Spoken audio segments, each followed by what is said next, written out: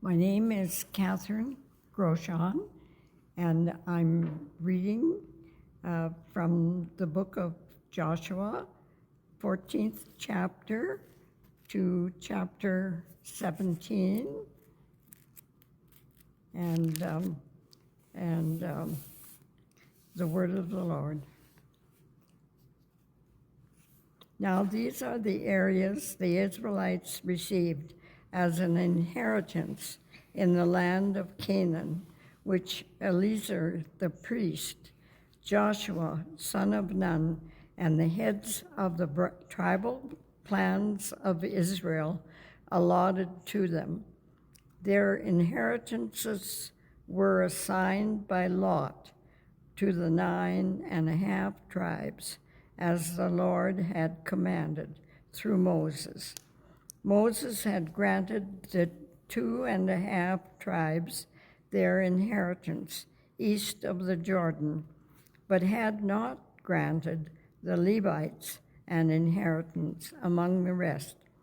For Joseph's descendants had become 2 tribes, Manasseh and Ephraim. The Levites received no share of the land, but only towns to live in, with pasture lands for their flocks and herds. So the Israelites divided the land, just as the Lord had commanded Moses. The allotment for Caleb. Now the people of Judah approached Joshua at Gilgal, and Caleb, son of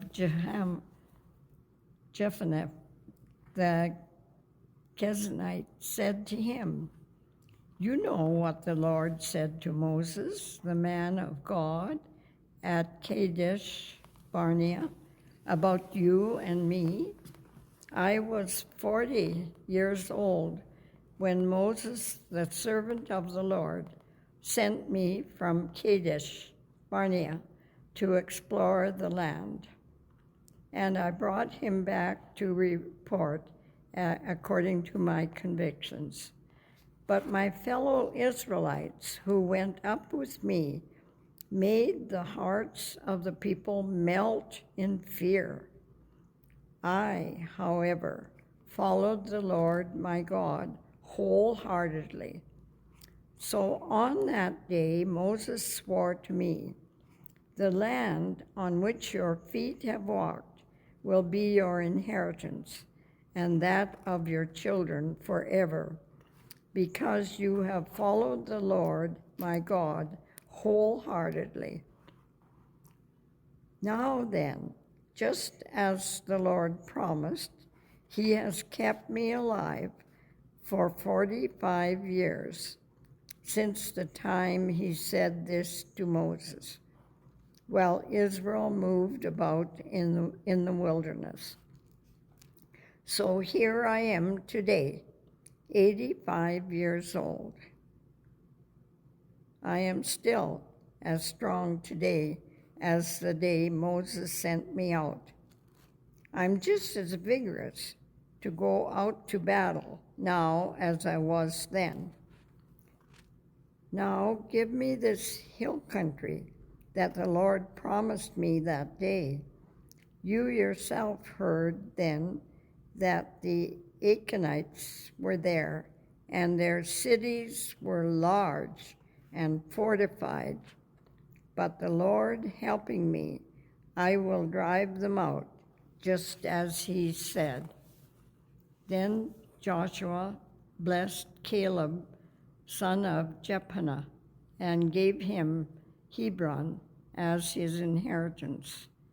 So Hebron has belonged to Caleb, son of Jephunneh, the Kenizzite, ever since, because he followed the Lord, the God of Israel, wholeheartedly.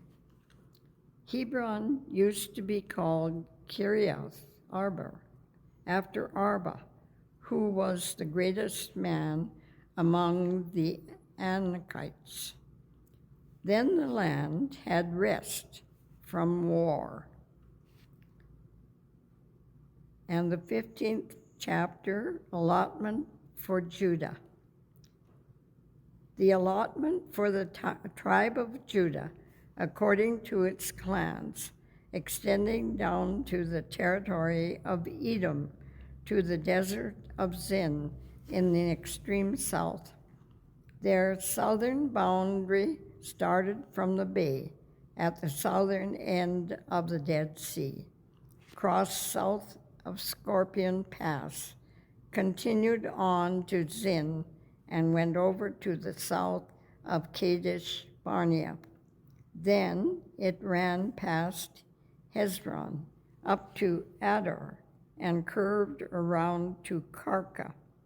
It then passed along to Asmon and joined the Wadi of Egypt, ending at the Mediterranean Sea. This is their southern boundary. The eastern boundary is the Dead Sea, as far as the mouth of the Jordan.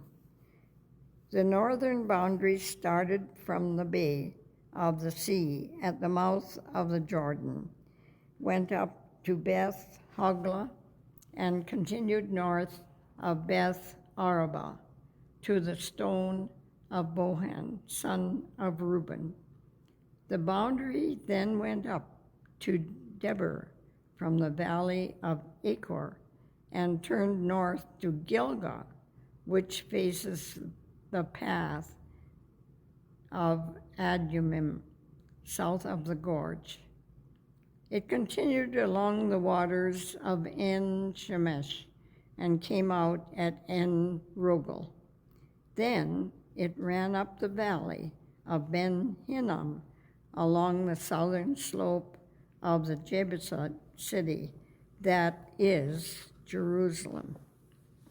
From there it climbed to the top of the hill, west of the Hinnom Valley, at the northern end of the valley of Rephaim. From the hilltop, the boundary headed toward the spring of the waters of Naphtali, came out at the towns of Mount Ephron, and went down toward Bala, that is Kiriath.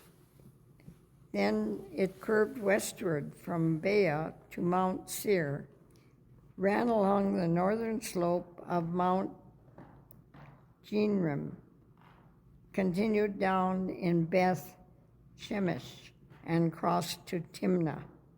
It went to the northern slope of Ekron, turned towards Shikkeron, passed along to Mount Bea, and reached Jabneel. The boundary ended at the sea. The western boundary is the coastline of the Mediterranean Sea.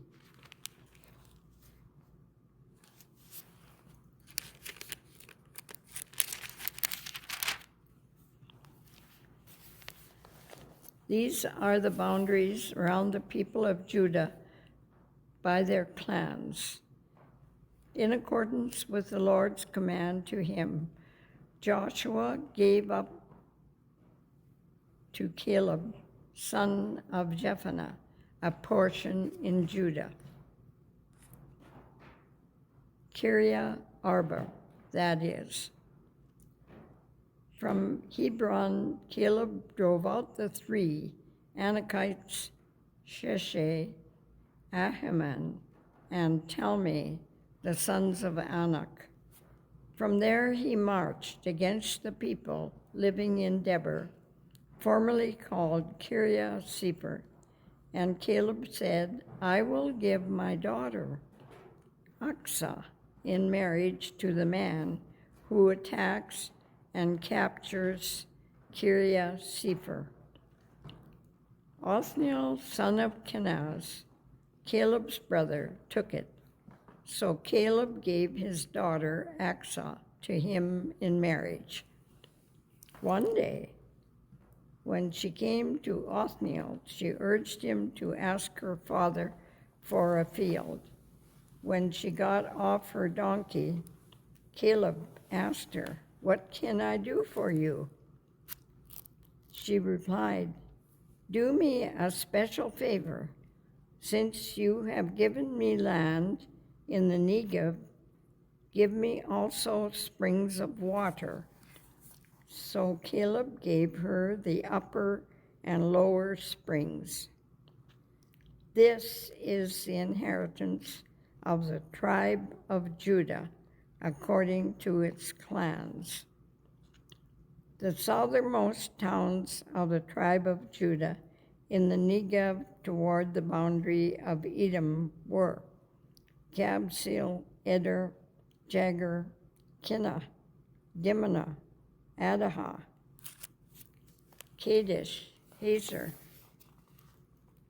Kerioth, Ammon, Hazer, Beth Pelet, Beersheba,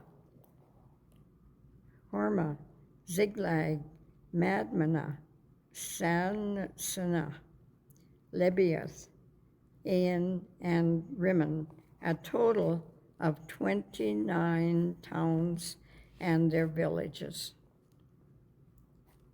In the western foothills, Eshcol, Zorah, Ashna, Zana, Tapnah, Enam, Jarmuth, Adullam, 14 towns and their villages. And then a further 16 towns and their villages. Lipnah, Ether, Ashan, Iptah, Azib, and Marshanah, 9 towns and their villages. From with its surrounding settlements and villages west of Ekron, all that were in the vicinity of Ashdod, together with their villages. Ashdod, its surrounding settlements and villages, and Gaza, its settlements and villages, as far as the Wadi of Egypt and the coastline of the Mediterranean Sea. In the hill country, Anab, Eshna, Anim, Goshen, Holon, and Gilo, 11 towns and their villages. Era, Duma, Eshon, Janim, Hebron, and Zair, 9 towns and their villages. Meron, Carmel, Zippin, Judah, Cain, Gilbi, and Timnah, 10 towns and their villages. Halhul, Beth, Gedor, Marath, Beth, and 6 towns and their villages. Rabbah and 2 towns and their villages. Judah could not dislodge the Jebusites who were living in Jerusalem. To this day, the Jebusites live there with the people of Judah. The allotment for Joseph began at the Jordan, east of the springs of Jericho, and went up from there through the desert into the hill country of Bethel. It went on from Bethel, crossed over to the territory of the Archites, descended westward to the territory of the Japhlelites, as far as the region of lower Beth Horon and to the Mediterranean Sea. So Manasseh and Ephraim, the descendants of Joseph, received their inheritance. This was the territory of Ephraim according to its clans. The boundary of their inheritance went from Adar in the east to upper Beth Horon and continued to the Mediterranean Sea.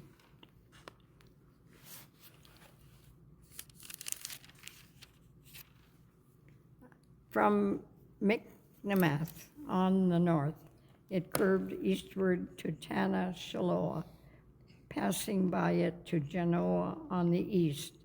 Then it went down from Genoa to Ataroth and Nereth, touched Jericho, and came out at the Jordan.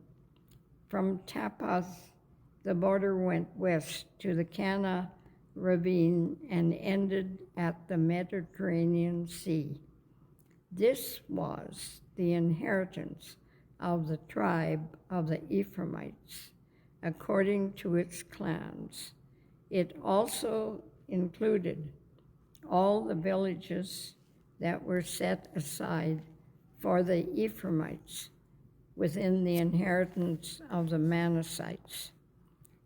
They did not dislodge the Canaanites living in Gezer. To this day, the Canaanites live among the people of Ephraim, but are required to do forced labor.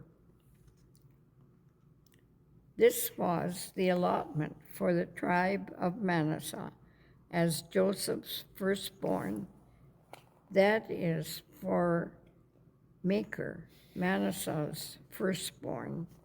Machir was the ancestor of the Gileadites, who had received Gilead and Bashan because the Machirites were great soldiers. So this allotment was for the rest of the people of Manasseh, the clans of Abiezer, Helek, Israel, Shechem, Hepher, and Shemini. These are the other male descendants of Manasseh, son of Joseph, by their clans.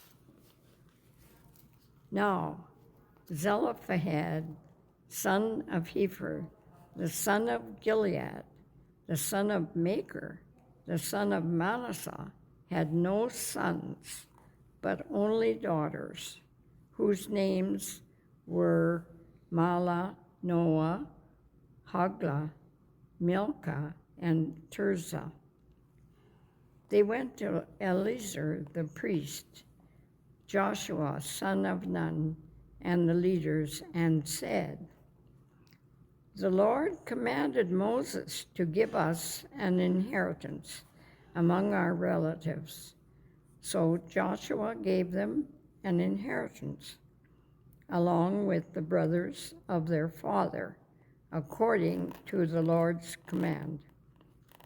Manasseh's share consisted of 10 tracts of land beside Gilead and Bashan, east of the Jordan, because the daughters of the tribe of Manasseh received an inheritance among the sons. The land of Gilead belonged to the rest of the descendants of Manasseh. The territory of Manasseh extended from Asher to Milchmehath, east of Shechem. The boundary ran southward from there to include the people living at En Tappa. Manasseh had the land of Tappa, but Tappa itself, on the boundary of Manasseh, belonged to the Ephraimites. Then the boundary continued south to the Cana ravine. There were towns belonging to Ephraim lying among the towns of Manasseh. But the boundary of Manasseh was the northern side of the ravine and ended at the Mediterranean Sea.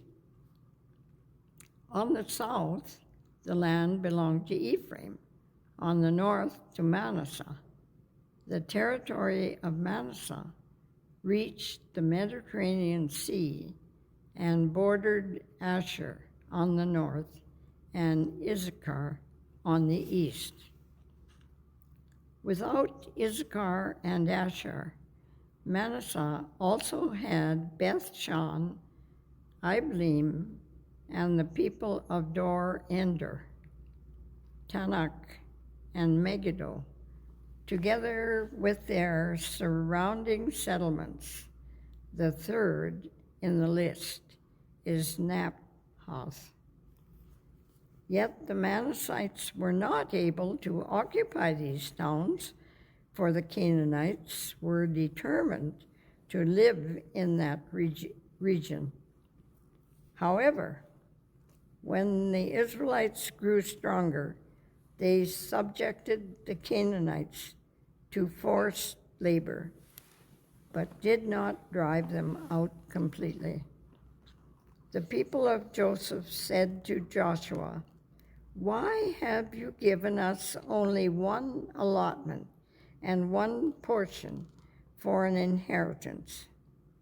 We are a numerous people, and the Lord has blessed us abundantly." "If you are so numerous," Joshua answered, "and if the hill country of Ephraim is too small for you, go up into the forest and clear land for yourselves, there in the land of Perizzites and Rephaites." The people of Joseph replied, "The hill country is not enough for us, and all the Canaanites who live in the plain have chariots fitted with iron, both those in Bethshan and its settlements, and those in the valley of Jezreel." But Joshua said to the tribes of Joseph, to Ephraim and Manasseh, "You are numerous and very powerful. You will have not only one allotment, but the forested hill country as well. Clear it, and its farthest limits will be yours. Though the Canaanites have chariots fitted with iron, and though they are strong, you can drive them out